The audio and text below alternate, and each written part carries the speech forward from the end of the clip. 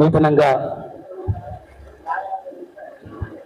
ఎమ్మెల్సీగా ఎన్నికై సొంత గ్రామంలో సన్మానాన్ని పొందుతున్న అన్న తీర్మాన్ మల్లన్నకు ఇక్కడ విచ్చేసినటువంటి ప్రజాప్రతినిధులు, తీర్మాన్ మల్లన్న అభిమానులు, గ్రామ ప్రజలు అందరికీ పేరు పేరున నమస్సులు. తెలంగాణ దిగటి నీవు తెలుగు తేజపు బావుంటావు. నాయుక బతుకుల శిరాచొక్కపు విప్లవంలో అగ్నిధారపు రుద్ర వీరుల మృదంగాని విరుద్రనెత్తపు ప్రబంధానివి తెలంగాణకు రైతుకంటూ తెగించు కొట్లాడమంటూ కష్ట జీవుల బాధ తెలిసిన ఇష్టమూర్తి మా తీర్మాన్ మల్లన్న, మన తీర్మాన్ మల్లన్న. కాబట్టి చాలా మంది అంటుంటే నాకు ఒక మాట అనిపించింది. ఇందాక అంటున్నారు, ఏమంటున్నారంటే మాదపురం మండలం కావాలి, మాదపురం మండలం కావాలి. అంటే మాదపురానికి మండలానికి కావాల్సినటువంటి క్వాలిఫికేషన్స్ కంటే చాలా ఎక్కువ క్వాలిఫికేషన్స్ ఉన్నాయి. నేను ఏమంటున్నా అంటే ఇప్పుడు సన్మానించుకోవడానికి తీసుకొచ్చినాం మనం మల్లన్నని. మన ఆత్మీయంగా మన ఊరు వ్యక్తి, మన ఊరు బిడ్డ ఆత్మీయంగా సన్మానించుకోవడానికి వచ్చినాం. ఆయన మీద ఇప్పుడు ఒక్క బాధ్యత లేదు, తెలంగాణలో 3వ వంతు బాధ్యత ఆల్రెడీ అప్పచెప్పిండ్రు. అంటే 34 నియోజకవర్గాలు ఆయన మీద ఆధారపడి ఉన్నాయి ఇప్పుడు. కాబట్టి నేను అట్లా అంటే కోరొద్దు, తర్వాత ఇది చేయొద్దు అట్లా అనట్లేదు. కాకపోతే ఏంటంటే ఒక్కటిసారి కావాలని కోరుకుంటారు చాలా మంది. అంటే ఎందుకంటే ఈ ఎమ్మెల్సీ అయిపోయింది, ఎమ్మెల్సీ కాదు, చాలా కావాల్సి ఉంది. భవిష్యత్తులో ఈ మాదపురం బిడ్డ ప్రపంచం గర్వించేదగ్గ ఒక గొప్ప పదవిలో ఉండాల్సిన అవసరం ఉన్నది. 100% ఉంటాడు. ఏమంటారంటే చాలా జరుగుతాయి. ఇప్పుడు అక్కడ రేవంత్ రెడ్డి గారు కానీ అంటే ముఖ్యమంత్రిగా అయినటువంటి ఆయన కూడా కష్టాల నుంచి చిన్న కింది స్థాయి నుంచి వచ్చినటువంటి వ్యక్తి. చాలా మంది అంటే అక్కడ రాజశేఖర రెడ్డి గారు ముఖ్యమంత్రి అయితే పులివెందలు ఏమైందో మనకు తెలుసు. కాబట్టి నేను ఏమంటున్నానంటే చాలా అవకాశం ఉంది, చాలా భవిష్యత్తు ఉంది. తప్పకుండా ఒక్కొక్కటి నెరవేరుస్తారు, ఒక్కొక్కటి జరుగుతాయి. ఇప్పుడే ఎమ్మెల్సీ అనేటువంటిది నా విషయం నాకు తెలిసి ఆయన అన్న విషయంలో కూడా ఆయన కూడా చాలా సార్లు అనుకుంటారు ఇది చిన్న మెట్టు మాత్రమే, చిన్న విషయం ఇది. అట్లా అని చెప్పేసి తక్కువ అంచనా వేయడం కాదు. చట్టసభల్లో వెళ్ళడం ఒక గొప్ప విషయం. కాకపోతే ఏంటంటే మీకు ఒక చిన్న కథ చెప్తాను నేను. లంబాడోళ్ళ రామదాస్ అని చెప్పేసి మీరు ఒక సినిమా చూసి ఉంటారు, కొంతమంది చూసి ఉంటారు, కొంతమంది చూడకపోతే ఉంటారు. లంబాడోళ్ళ రామదాస్ సినిమాలో ఏమవుతుందంటే ఒక సిటీ నుంచి ఒక వ్యక్తి వస్తాడు, ఒక యువకుడు వస్తాడు. వచ్చి అప్పుడు తండాలలో ఏమవుతుందంటే గత్తర వస్తుంది. గత్తర అంటే కలరా వ్యాధి అంటాం కదా మనం, కప్పుడు ఏరు కూడా అవుతుంది. అంటే 10 వాంతులు విరోచనాలు పెడితే ఇట్లా గత్తర వచ్చినటువంటి టైంలో సిటీ నుంచి ఒక యువకుడు వచ్చి అరే మొత్తం కూడా గత్తర వచ్చి ఆ తండాలంతా కూడా చనిపోతుంటారు. పబ్లిక్ చనిపోతుంటే ఎట్లా అరే వీళ్ళందరూ చనిపోతున్నారని చెప్పేసి ఆయన ఏం చేస్తారంటే ఆయన తెలిసినటువంటి వైద్యంతో ఏం చేయాల్సిన అవసరం లేదు. ఇప్పుడు మీకు ఎవరికైనా వాంతులు విరోచనాలు అయితే ఏం చేయాల్సిన అవసరం లేదు. ఓఆర్ఎస్ అనేది ఒక ప్యాకెట్ ఉంటుంది, ఆ ప్యాకెట్ నీళ్ళలో పోసి తాగితే మనకి ఏం కాదుగా, మనం బతుకుతాం, మంచిగా ఉంటాం, ఏం ప్రాబ్లం ఉండదు. అయితే అప్పుడు ఓఆర్ఎస్ ఎక్కడిది, పాతకాలంలో ఓఆర్ఎస్ ఎక్కడిది అంటే పాతకాలంలో ఓఆర్ఎస్ అంటే ఏంటిదంటే ఏం లేదు, ఇంత చక్కెర ఇంత ఉప్పు వేసి నీళ్ళు వేడి చేసుకొని చల్లగా వేసి తాగితే అక్కడ తెలుసు, తాగితే మొత్తం కూడా మంచిగా అయిపోతారు. అంటే ప్రాబ్లం ఏమి ఉండదు ఇక వాళ్ళకు, వాంతులు విరోచనాలు అయినా కానీ ప్రాబ్లం ఉండదు.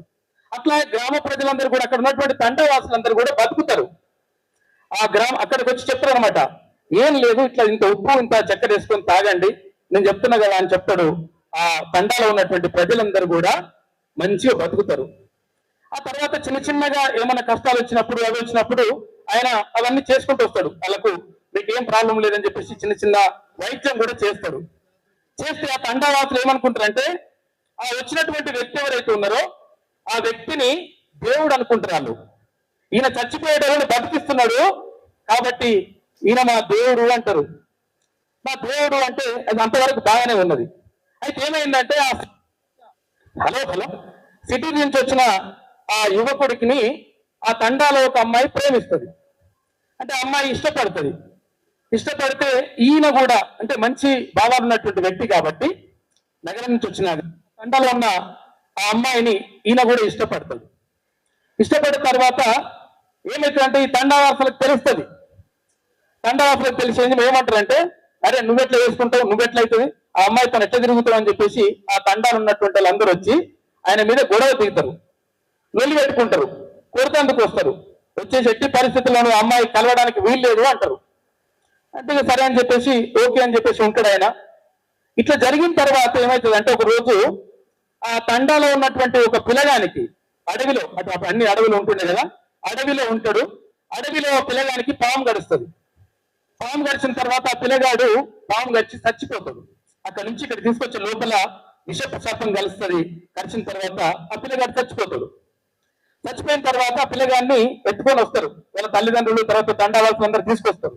ఏమంటారంటే ఎవరైతే లంబాడోళ్ళ రామదాస్ ఉన్నాడో ఆయన దేవుడు కాబట్టి ఆయన ఎట్టి పరిస్థితుల్లో ఈ పిల్లగాన్ని రక్షించాలి అంటారు అని తీసుకొచ్చి ఆయన ముందరేస్తారు.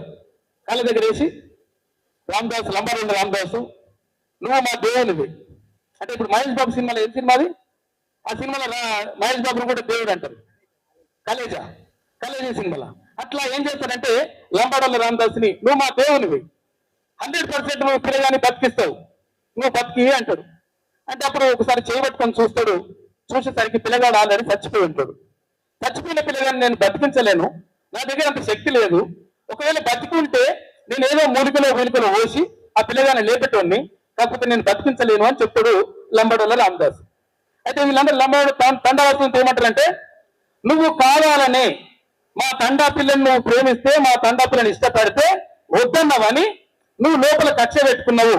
కక్ష పెట్టుకుని ఈ పిల్లగాన్ని బతికించే అవకాశం ఉన్నా గానీ ఆ పిల్లగాన్ని బతికిస్తలే అంటారు.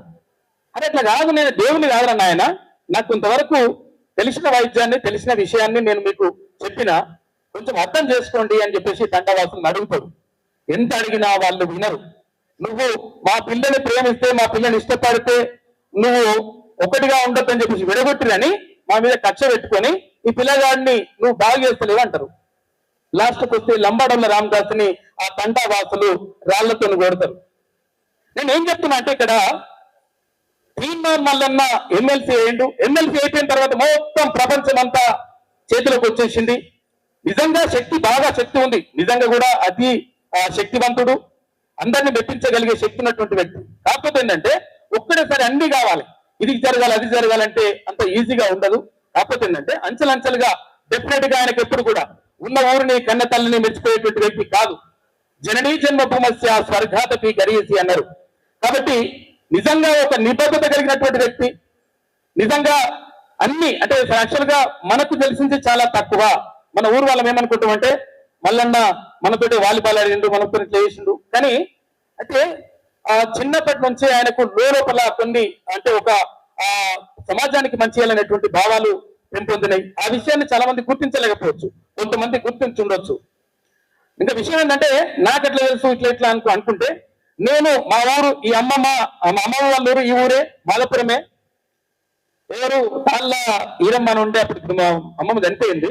తర్వాత పనగట్ట రాజయ్య ఉన్నారు కదా మా పెద్దనాన్నే, ఇక్కడనే మా పెద్దమ్మ వాళ్ళ ఊరు కూడా ఇదే ఊరే. కాబట్టి నేను ఏమంటున్నానంటే తీన్మార్ మల్లన్న 100% అత్యంత శక్తివంతుడు. డెఫినెట్ గా ప్రజలకు, ఇక్కడ ఉన్నటువంటి సమాజానికి, మన ప్రాంతానికి 100% మంచి చేయాలనేటువంటి సంకల్పం ఉన్నటువంటి వ్యక్తి. కాబట్టి ఆయన నుంచి మనం తీసుకోవచ్చు. కాకపోతే ఏంటంటే ఇప్పుడే అన్ని కావాలి, ఇట్లా జరిగిపోవాలంటే చూమంత్రకాలంటే జరగవు.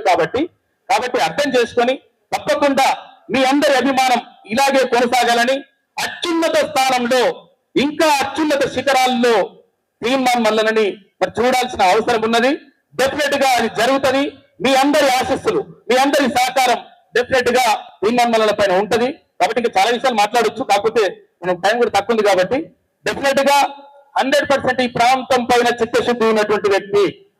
తర్వాత ఇదే ప్రాంతం కాదు, ఆయన పైన ఇంకెక్కువ బాధ్యతలు ఉన్నాయి. కాబట్టి అవన్నీ కూడా గుర్తించి డెఫినెట్ గా మంచి చేతులనేటువంటి నమ్మకంతో ముందుకెళ్దాం.